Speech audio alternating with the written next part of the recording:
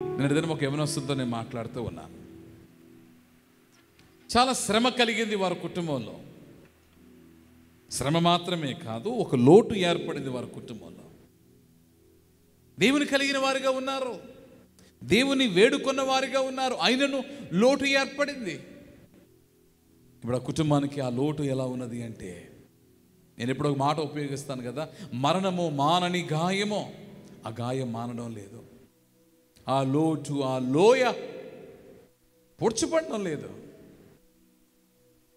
ఇప్పుడు ఆ యవనస్తునికి అనుకోవచ్చు, అరే ఏమిటి ఈ స్థితి?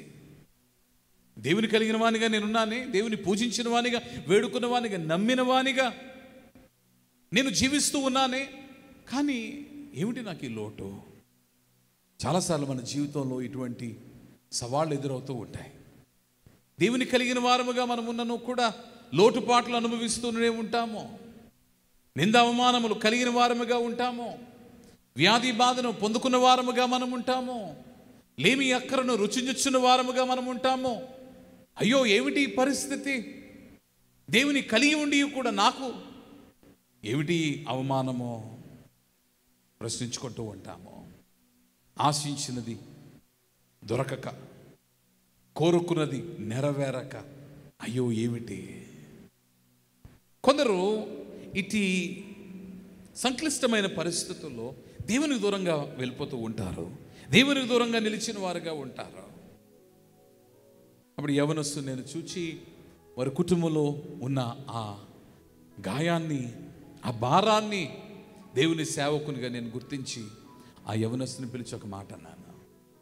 మన జీవితంలో బాధ అయినను, సంతోషమైనను, కష్టమైనను, నష్టమైనను, ఐశ్వర్యమైనను, ఆరోగ్యమైనను, మనము కలిగినది ఏదైనాను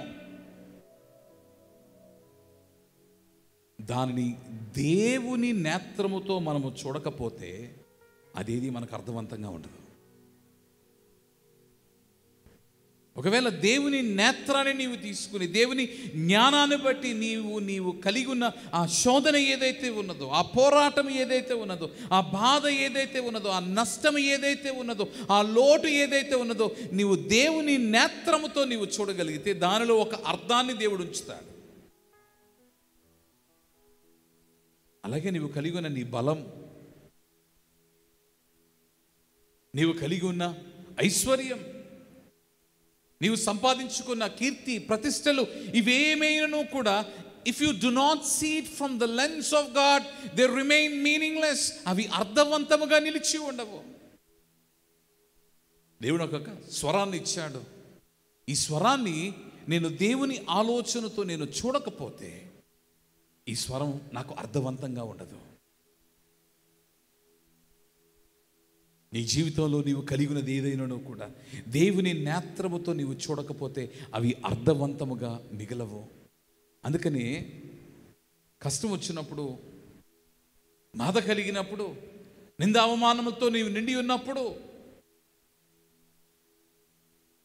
భయపడవద్దు సుమి, ఒంటరివానిగా మిగిలిపోకు సుమి, దేవుడు నిన్ను చూడడం లేదని భావించుకు సుమి, సోలిపోవలదు, సోలిపోకము, సమస్యలకుము. కారణం ఏమిటి? ఆ లోయలో గమనించండి, నీకు ముందుగానే క్రీస్తు యేసు ఉంటాడు. ఆ గాయంలో నీకు ముందుగానే క్రీస్తు యేసు నిలుస్తాడు.